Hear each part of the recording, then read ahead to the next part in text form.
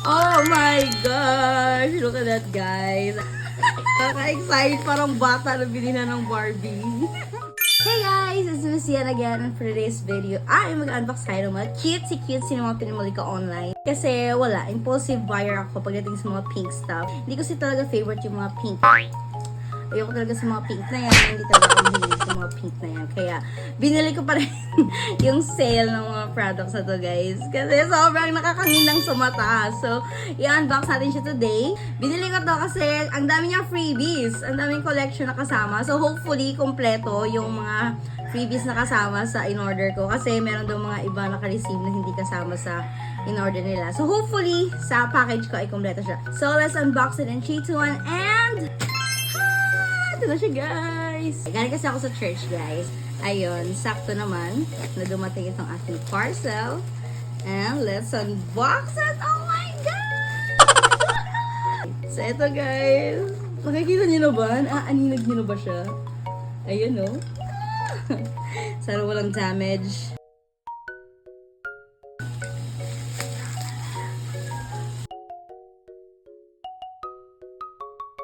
I really hope all the freebies are here. Oh my God! I think it's all here. Nakaka-excite, parang bata na binila ng Barbie. Oh my gosh! Look at that, guys.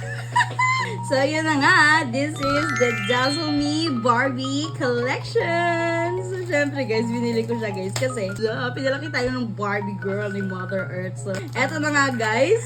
Pakita ko sa inyo yung mga products. Unahin muna natin yung mga freebies, syempre. Ito talaga yung reason kaya binili ko to.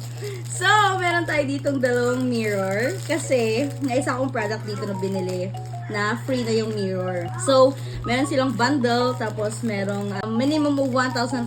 May makukuha mo na lahat ng collection. Pero may isang bundle na may free na siyang kasamang mirror. Kaya dalawa yung mirror ko. And syempre, para kay Ate Zizi na yung isa nito. So, this is their mirror. Yan. Super cute. See, oh my gosh. I'll pull it off like this. Ooh. Super nice. Like, I'm a Barbie girl in this Barbie world. Super cute, guys. So, dalawa, guys. Yung isa kay Ate Zizi na yan, syempre. Parang laruan lang, pero ang ganda ng quality, no? Super tibay. And next freebie is this ID holder. Look at that, guys. Super nice. Ito ay ID badge. ID badge yung pangalan niya. Let's open it up. So, ayun. Barbie. Hindi ko na magagamit ito kasi hindi ako nag-ID. Siguro kay Ate Zoe na lang ito. So, ayun. Super cute. Suot natin. Oh my God! I love it. Next is this cute pouch.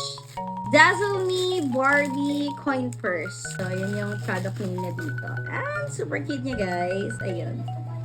So cutesy. Super nice. I love it so much. Ganda. Tapos meron pa ditong holder. Pwede mo siyang gawing key holder. So, most probably gagawin kong key holder to. At ito naman kay Ate Z. Kay Ate Z lahat. Ito pupunta. Mahilig din niya sa mga pinkish. The last but not the least, my most favorite thing is the passport holder. Ang ganda na ito, guys. So, ito yung pinakagusto ko.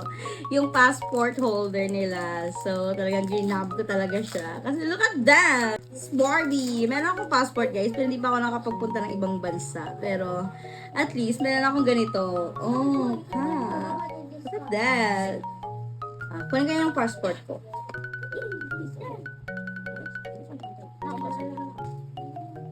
My passport is here. Super nice. Finish your passport, miss. Wait lang. Kunin ko lang.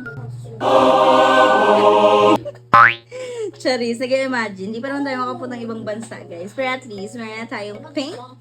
Meron tayong Barbie na passport holder. Malay mo, diba? Someday, makapupunta naman tayo ng ibang bansa.